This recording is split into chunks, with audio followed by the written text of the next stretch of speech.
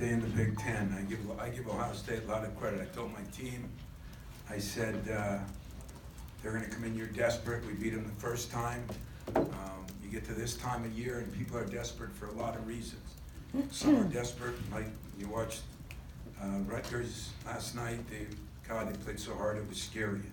Some are desperate because they're trying to get into the tournament, and some are desperate because they're trying to win the league.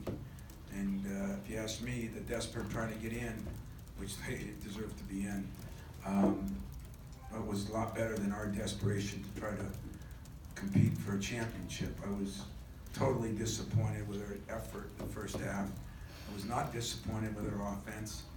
We had about 4 shots that went halfway down and popped out.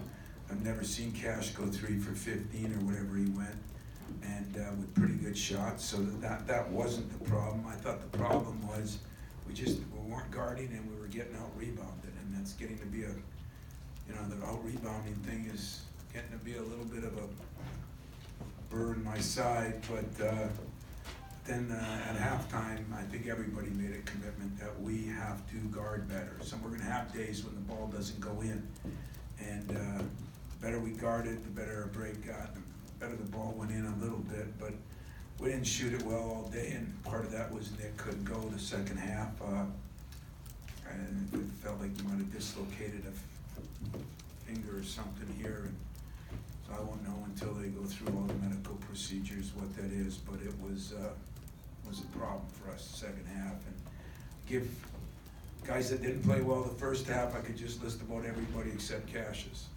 And the second half, I could list just about everybody played a lot better, especially Kenny Goins, Xavier, who those two struggled in the first half. And we got a lot out of Kith here. I mean, he'll sleep well tonight. His 10 minutes will be like an hour of work. And but McQuaid, as I told you, man, he guarded a guy that's been on fire lately and did an unbelievable job on Muhammad. And today he had an offensive end too. So we looked disheveled a little bit. We looked out of sync a little bit. By a lot of different lineups in there. But we did what you had to do. The 18-point win, that's unfair to Ohio State because they played their tail off, and that was a close game the whole way. But for my guys to figure out how you're going to win different ways, it's not going to be pretty all the time. And defense not only travels, sometimes it works at home too. And this time it worked at home. So I got questions. Nick's hand, I mean, the situation out of halftime, was it late in the first half? Late in the first half, I guess. I didn't even see it. I don't know if he fell or if he got hit on a rebound. But when they came in, on the bench, they said he hurt his hand, and big deal, it was his right hand. But he really, it was hurting then, and they thought there was something wrong then. That was, I don't know how many minutes left in the half, but not many. And then at halftime, they worked on him, and that's why he came out a little late. We thought maybe he could go, but he just felt like he couldn't go much. Tell me your left. Chris just called Kenny an unbelievable player, undervalued but not by coaches. What is it that Kenny Goins brings this team? He doesn't get the attention of a Nick or Cassius, but he's really the glue guy, the grit guy. Yeah, I'd say my two glue guys are him and McQuaid, and what they normally do is guard, he rebounds. He's starting to hit a couple of those threes, give him a lot of credit for that. But I'd say those two guys are glue guys, and Kenny might have been the reason we won the game the second half, but part of the reason we were in trouble the first half is some guys weren't doing their job either. And as I told him at halftime, Magic talked to our team at the end of the last game, and he said, the key is who's going to stay consistent the longest. And that is very difficult to do in this 20-game schedule. It really is. And yet, we're going to find a way to get that sense of urgency that we did not have in the first half. And I think sometimes now we've been on the road so long, 6 out of 9, then we come home and it's almost like we'll let the crowd do it. crowds have been so good in the last 3-4 games, if you ask me, but yet we gotta give them something to cheer about, and they can't always get us going, we gotta get them going, and we didn't do that today, so I'm just happy we got a win, because you gotta win in a lot of different ways. Coach, more on Kenny evolving and really to one of the top pick and pop players in the Big Ten. Also hitting those timely shots, it seems like he's becoming more clutch and such. What I like about Kenny, he's been working harder on his shot, and he's always ready to shoot it now. And so his shot looks very smooth to me, you know, almost smoother than anybody on our team. And so I think he's gained some confidence. I think he's put the work in. But I also think he's ready to shoot, and our guys are comfortable to get him the ball. He's gotten some great passes from guys too, you know, those inside out, Nick Ward out, Cash is penetrating out. He's catching it, ready to shoot it, and it's right there in the pocket. So yeah, that was a big day for Kenny, and did a lot for us. Now, about 8 minutes left, you pull out Cash's one kind of weird lineup for you in there, but that seemed to be the group that kind of sparked it for you to get it. What did you say out of that group that allowed it to get it? Well, Cash was so tired, he never asked to come out, you know, and I asked DJ what the hell he's doing taking him out. And I looked at Cash, I said, oh, I got you.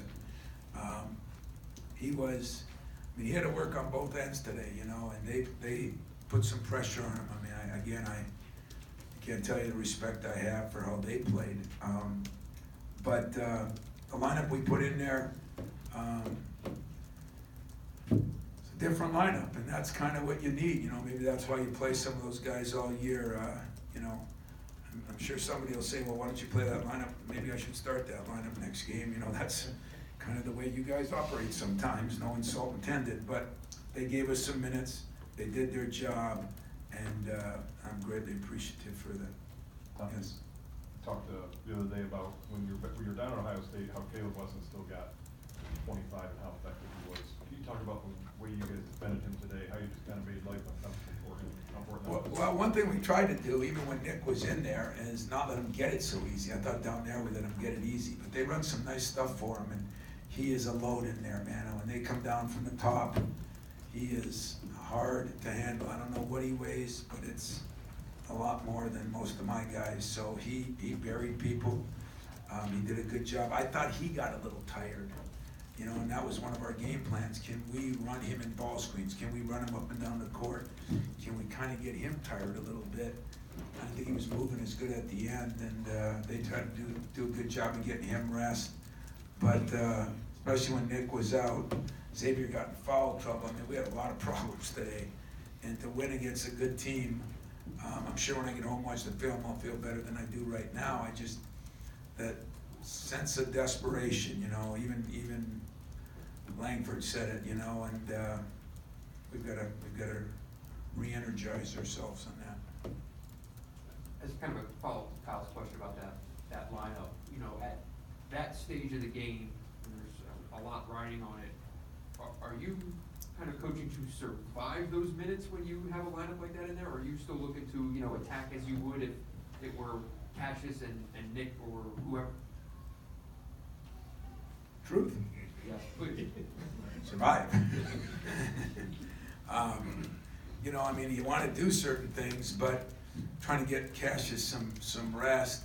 I'm trying to get X because he's in foul trouble. I'm trying to get some guys some breathers because Kenny had to go a long time, and McQuaid, you know. So it was, you know, I mean, that's not an insult to them. It's just trying to survive and run some things, but maybe run the clock a little bit more. You know, hopefully use a timeout or two. I was going to call when we went on that little 8-9 point run, and so I didn't do that either. And then we put Cash back in and X back in, and I don't know who else. I don't know who was all in there. Who was in there during that stretch? I'll tell you what I was trying to do. Lawyer, Quaid, Arns, and Boyce. Kenny, who else was in Kithier, Arns, and Goins. Yeah, it's a small lineup. I mean, considering they're really big, and you know, I thought Kithier did a good job trying to front, and Kenny does a pretty good job trying to help on the weak side. We tried to get a little more pressure on the ball. I don't know if we did that or not. I just know that it was you had to find a way to win that game, and that's what we talked about with 5 minutes left, and we're up a few. I said, it's the way it's gonna be now. We're not blowing anybody out usually. So I'm proud of my team for that. I'm just disappointed in why we started like we did, especially at home.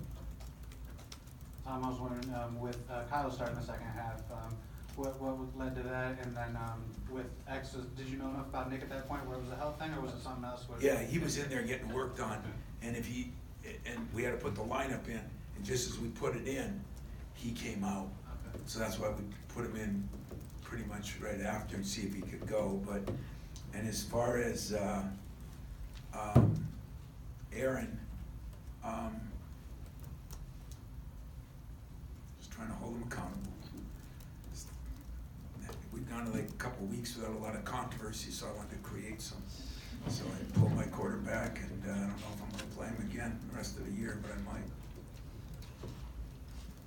Tom, somebody mentioned earlier the timeliness of Kenny's shots, and you could say the same thing with Matt, and not just at the end of the games, but it's certain moments where maybe Ohio State's made a couple buckets, and then you're getting a bucket from both these guys in the last several weeks. Can you speak a little bit about their experience, because there's a calmness. Well, I making think these shots. you got a fifth-year senior, Sean, and you got a fourth-year senior, and I think there is a calmness about him, and I think they always, Matt McQuaid plays with a sense of urgency every minute. I'm still baffled by, and I think you guys agree with me and done a better job, but if that isn't, Bill Raftery said, wow, McQuaid, impressive in defense, and he does it. We start to do it on both ends, and we're starting to run a few more things for him too, which is probably my fault, so I gotta do a better job of that. Because to come back like that with Cash not hitting shots is odd, he's been so good. But I think that'll help us in the end. I think it'll help us that we had to bear down for a half. And I'll try to make that use that as a positive, but it's not gonna get any easier. I watched Rutgers last night. You talk about a physically tough team. So that's where you hope to get a little momentum. Maybe we got a little bit the second half, but we got some work to do. So those fans got to keep energizing us, and we'll get back. And in fairness too, we were in a lot of foul trouble even early. We had some guys we were worried about early on, and Xavier especially. And anytime Cash gets one, then we start worrying, because we know how it is with him. And I think, as you said, the bottom line is McQuaid and Goins have the most experience on the team. They've been through the most. And Kenny's played in the Final Four. He understands the pressures. My biggest problem with him is, getting that motor running all the time, and my job to keep pushing the gas pedal. And, second half, I thought he rebounded well, he ran well, that great pass, Cash to him for a dunk. I was just running, but it has hurt my team that we do not have a rotation. And nobody deserves any blame for that more than me. It's situations that we've been put in with these injuries is almost mind-boggling.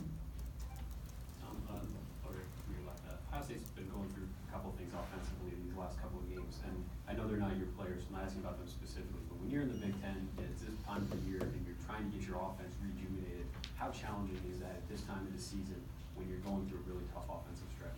Well, I thought they did a good job of, a few too many turnovers probably, and we've had the same problem, so I'm sure Chris isn't happy about that. But, we're trying to play through Nick more. I think they played through Wesson. He's a load down there, and what he is, that's pretty good. He's a good passer. I think they do a great job on their back cutting in that. They got us about 3-4 times, and we had spent a lot of time on that, so I'm disappointed in that. But part of it is they do a good job. Kid I recruited, Kyle Young, he's great at slipping those things.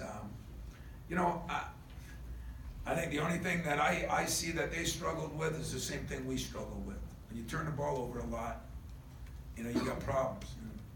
They're turning it over more than they maybe could and should, and I think we're right next to them. So that's not an insult to them, it's an insult to us. but those things create problems offensively for you. And they had a couple shots too, man. When they came down in that break and flipped it to Washington right in front of their bench, I mean, he makes those, he makes those. And they missed a couple of shots. I thought Big Wesson missed a couple inside, maybe tired, I don't know. We go through the same thing, but I wouldn't question their effort or their cutting ability. I mean, I thought they played harder than us, and that bothers me to say that. Second half, I thought we bounced back, but I give them a lot of credit. Got a couple more, start with Wojo. Tom, going back to McQuaid and Goins for a second, could you have ever envisioned that Goins would become the type of shooter he is and McQuaid become the type of defender that he is? Did you see either one of those elements? No. Back the truths here. Kenny never spent a lot of time on his game. He just had some other things. He's a very smart kid. And he started spending more time a year ago and shot. I mean, if you look at his shot, his follow through, and his rotation, it's better than anybody on our team. I mean, he's right there with Cassius. And McQuaid was a shooter his whole life. And then when he got hurt and he went through all kinds of stuff, and when Josh went down, he came in and said, hey, I can do the job defensively. And you talk about a sacrifice that kid has made for this team.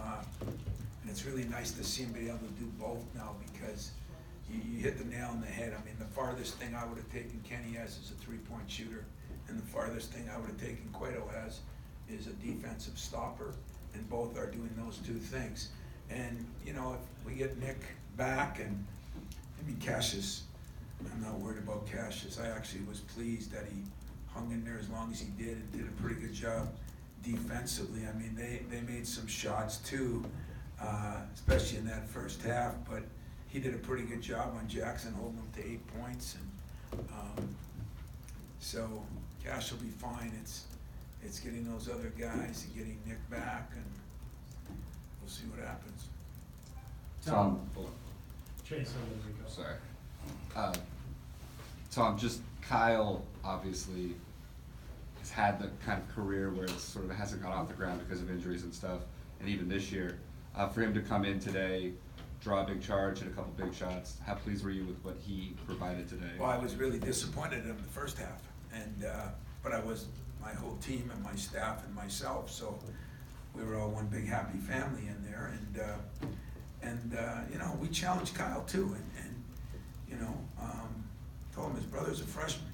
You can't lose to your brother, he's a freshman. If he was a senior, you may think about it, but Kyle's a tough kid. I mean, he took those charges. We all know he's got a bad back, but he hit 2 big shots too, and I think it's important we get Kyle back. This was the first time in a long time that he practiced 2 days in a row before this game, and I really felt like his lift, his jumping ability was getting back, but still it's hard to play, especially at a guard where you got to do things with the ball when you don't practice much. And so, considering what he's been through, Herculean effort, to hang in there with a sore back and take a guff and still deliver. One final one, Rico. Tom, game was tied at 42. You guys hit a couple shots. Ohio State called a timeout. What was said in the huddle for you guys, and was it more of a coach-led huddle, or did the players step up and The players were excited. The coach-led part of it, as I said, listen, we all know we haven't played great, but we have to win some games like this, and this is winning time, and this is, what Magic Cells talked about, or this is what Cleves, or, I give those guys so many lectures on so many different people, and I said, this is where we got it. I think I said, somebody said we got to build the lead. I said, and Cueto says, we just got to guard. I said, if they don't score, we can't lose. No matter what we do, if we miss shots, we throw the ball away. If they don't score, we can't lose. I think we're up 7 or 6. Is that about right? And I think that mentality they went with, and they made some big plays. And like I said, I thought Ohio State missed a couple of shots too. But in the first half, we missed a bunch of shots. So I guess that's the way it happens. You can never rely on your shooting. We try to rely on our defense to hold a team like that to 32-26. That's pretty good, We still got to figure out a way to clean up our rebounding. Just, it blows me away, but not having Nick in there though. I don't know how many minutes did Nick play even?